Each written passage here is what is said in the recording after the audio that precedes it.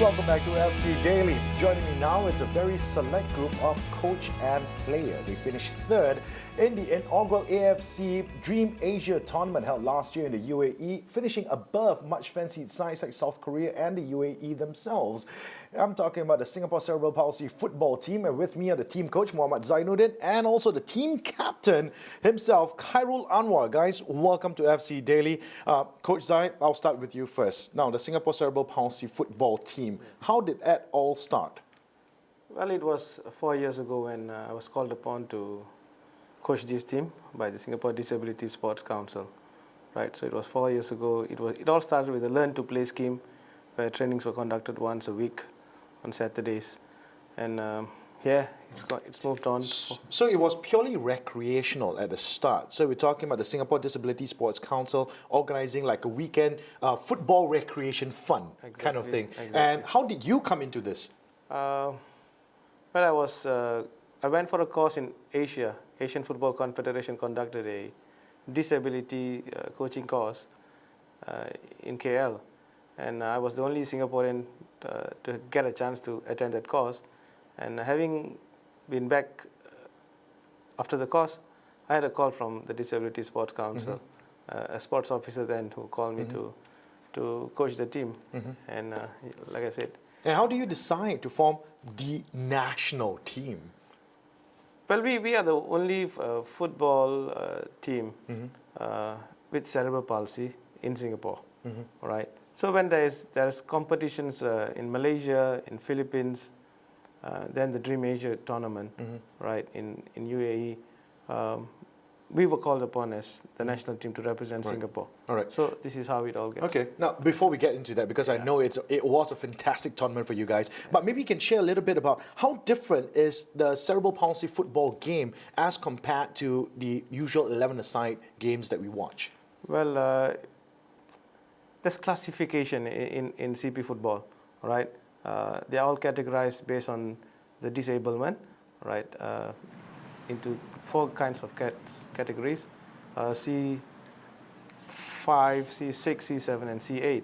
Right? Khai, as you would see, is a C8, the better one. All right. Physically, and the neuro condition which he has difficulty in is it's not on the worst side. All right. So we have four different kind of categories within the team. Yeah. All right. Yeah. Now, let's get to the Dream Asia tournament. Khai, you were the captain that led the team out, and it was the first time taking part in such a tournament for you guys, such a massive tournament. Coming in third. Now, what was it like first, your experience getting to the tournament? It's a dream come true. I've been waiting to play this kind of big competition, especially representing the country. Of course, it's a dream come true. Waited for 13 years, I guess. So to represent the country, it's a fantastic experience. I mean, how long have you been with the team? 4 years, national team. Yeah. How has it been like? Quite good. I mean, it's a good thing as a captain. I mean, you lead the team. Discipline, all this.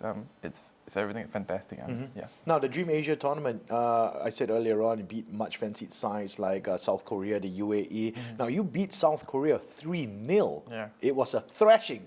Should I change it? You thrashed South Korea 3-0. What was it like? It's a great feeling. I mean, I think I can't describe. I mean, did you expect it? I mean, in football, the ball rolls.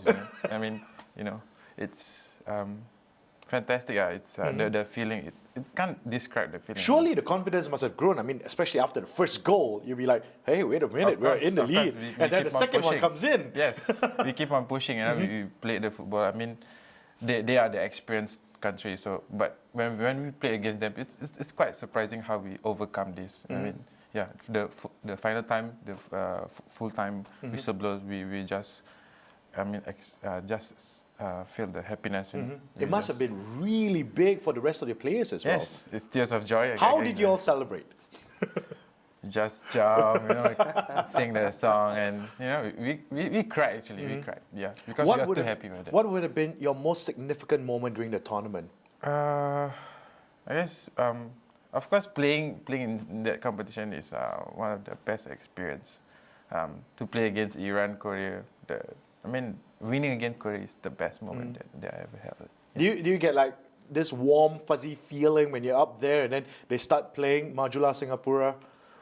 As you're standing there. Of course. Yeah, when they start to play the national anthem, I was like, oh, okay.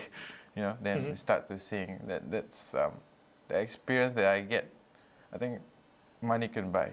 Coach Zai, first time in the AFC Dream Asia tournament, getting third. Yeah, it must have been as massive for you as it was for the players. Oh yeah, exactly. Because I'm part of them, right? And we didn't dream of all this. And when it happened, yeah, and pushing the boys to the limits and achieving results and the whole experience, like I mentioned, it was a real thing that it will remain in our minds and hearts for the rest of our lives. So what next now? I mean, we are third best in Asia now. So what's next? Well, we have this Austrian trip coming up for the team. It's an invitational tournament with 4 teams competing in Austria. We do not know yet who the other 3 teams would be, but another experience for the boys in Europe, right? And of course, then the Para Games in Myanmar in January. So these are the 2 important events for the boys. That's a new thing, isn't it? Yeah. The inclusion of football into the Para Games. Yeah. So it'll be the first time that we're going to be competing in that. Yeah. So that must be really exciting for you. Yes, very.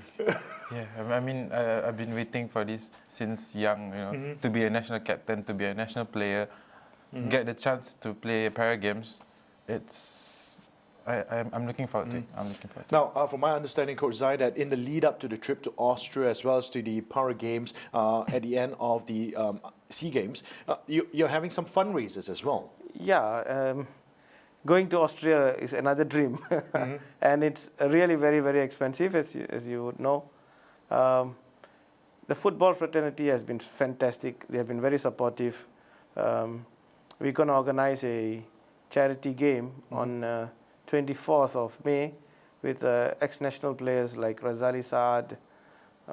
Like members of the Dream Team back then in 1994. V. Sundramurthy, V. Selvaraj. The whole works, you know, the whole works. The refereeing fraternity in Singapore. I heard Abbas is coming down as well. Yes. Abbas Saad himself playing the charity match on the 24th. 24th. Oh my goodness, that's going to be fantastic. Yeah, the boys are all waiting. You should get Alistair Edwards back as well. Jung Jung, get the whole gang back. Oh yeah. Well, when I first started to organize this with a very good friend of mine, Marko Kraljevic, we only wanted. We thought, let's be modest, you know, just look at 15 players in each team. Right. While getting to organize this, we have almost 50 players, 25 in each team now, willing to play and support this cause.